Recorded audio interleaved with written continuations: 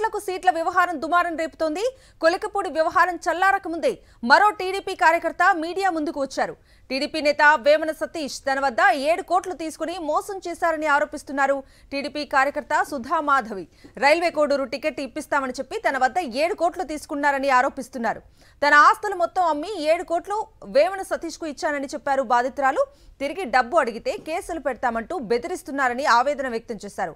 తనకు న్యాయం చేయాలని వేడుకుంటున్నారు టీడీపీ కార్యకర్త బాధితురాలు సుధా మాధవి.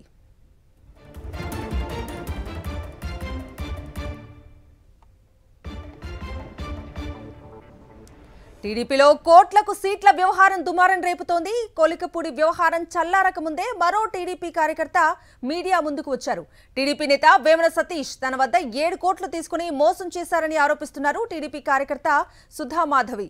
రైల్వే కోడూరు టికెట్ ఇప్పిస్తామని చెప్పి తన వద్ద 7 కోట్లు తీసుకున్నారని ఆరోపిస్తున్నారు.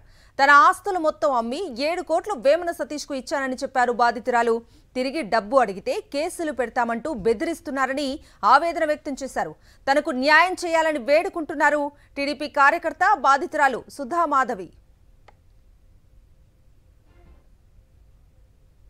వేమన సతీష్ గారు మేము ఇవన్నీ చేస్తున్నాం కదా సార్, అవి తెలుసుకున్న వేమన సతీష్ గారు మా దగ్గరకు వచ్చి నాకు చంద్రబాబు నాయుడు సార్ గారు తెలుసు, లోకేష్ సార్ గారు తెలుసు, భువనేశ్వరమ్మ గారు తెలుసు, అందరూ తెలుసు అని చెప్పి మమ్మల్ని నమ్మబలికిచ్చి మాతో నిజంగానే టికెట్ ఇప్పిస్తాడని ఆశతో మేము పెద్దోళ్ళు సంపాదించిన ఆస్తి అంతా ఉంటే అదంతా అమ్ముకొని అక్కడ ఇక్కడ అప్పులు చేసుకొని రైతుల దగ్గర అప్పులు చేసుకొని మొత్తం 7 కోట్లు జమ చేసి సతీష్ అన్న గారు చెప్పిన మాటలు విని ఇచ్చాం సార్.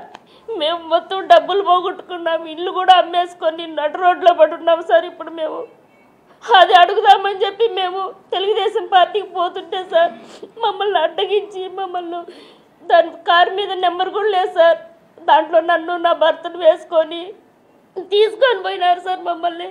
మళ్ళీ మా సార్ కాడికి వచ్చి మేము కేసు పెట్టి మా పిల్లలు వచ్చి సార్కి చెప్తే అప్పుడు మా సార్ ద్వారా మేము బయటకు వచ్చినాం సార్. మాకు ఈ న్యాయం జరగాల, మేము చంద్రబాబు నాయుడు సార్ దగ్గరికి పోయేదానికి ఆస్కారం లేదు.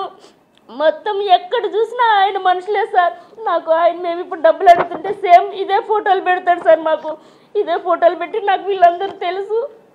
నాకు పోలీస్ ఆఫీసర్ కూడా మా మామ మీరు ఏదన్నా చేస్తే ఇట్లా డబ్బులు ఇవ్వాలని నన్ను ఇది చేస్తే మిమ్మల్ని చంపేస్తామని చెప్పి మమ్మల్ని బెదిరిస్తున్నారు సార్. నేను నా పిల్లలు మేమంతా ఇంటి పట్టలు లేకుండా ఎక్కడో తల దాచుకుంటున్నాం సార్. దయచేసి మాకు న్యాయం చేయండి సార్ చంద్రబాబు నాయుడు సార్ గారు. ఈ సతీష్ అనే అతని దగ్గర నుంచి మా ప్రాణరక్షణను దయచేయండి సార్. మాకు మా డబ్బులు మాకు ఇప్పిండి సార్. ఇంతకన్నా నేను ఏమీ చెప్పలేని స్థితిలో ఉన్నాను సార్. దయచేసి మాకు న్యాయం చేయండి సార్.